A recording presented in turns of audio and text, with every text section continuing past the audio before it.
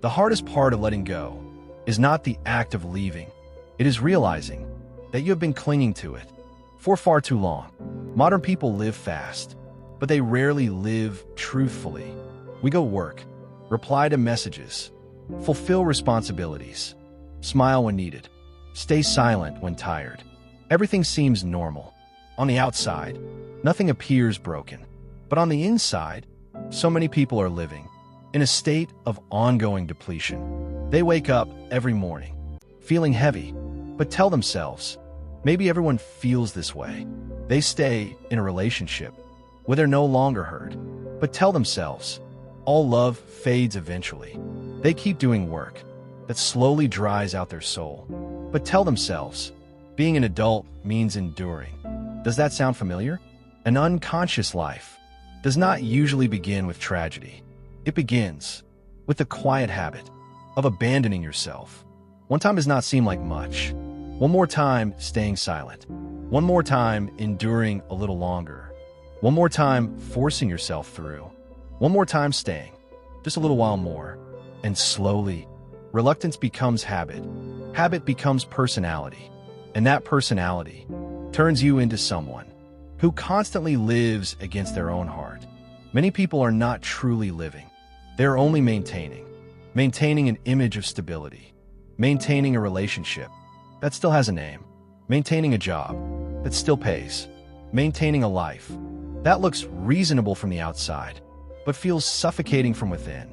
And here's the problem. When pain lasts too long, we start calling it normal. When forcing yourself becomes a daily pattern, we rename it responsibility. When a place no longer nourishes you, you still stay, simply because it is familiar. Familiar does not mean right, but people often choose what is familiar instead of what is right, because the familiar feels safe, even when it slowly wears them down. Some people hold on to toxic relationships, not because they are happy, but because they fear loneliness. Some people hold on to jobs that numb them, not because they are passionate, but because they fear starting over. Some people cling to old versions of themselves, not because that is who they truly are, but because they fear disappointing others.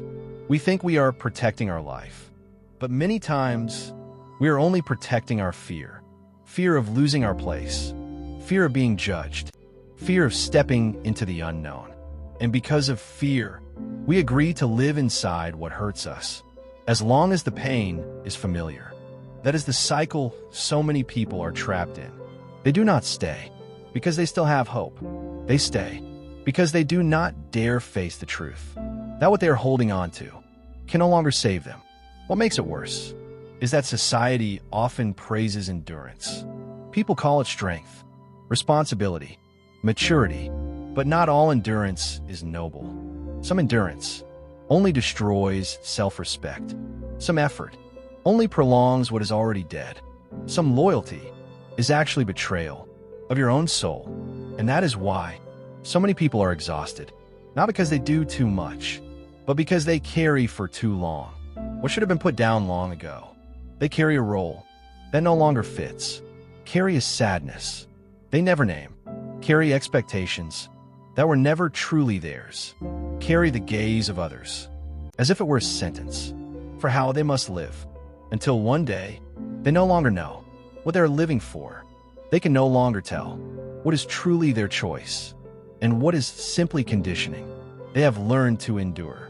And when a person can no longer hear their own inner voice, they begin to live like a shadow, still moving, still doing, still existing, but no longer feeling truly alive.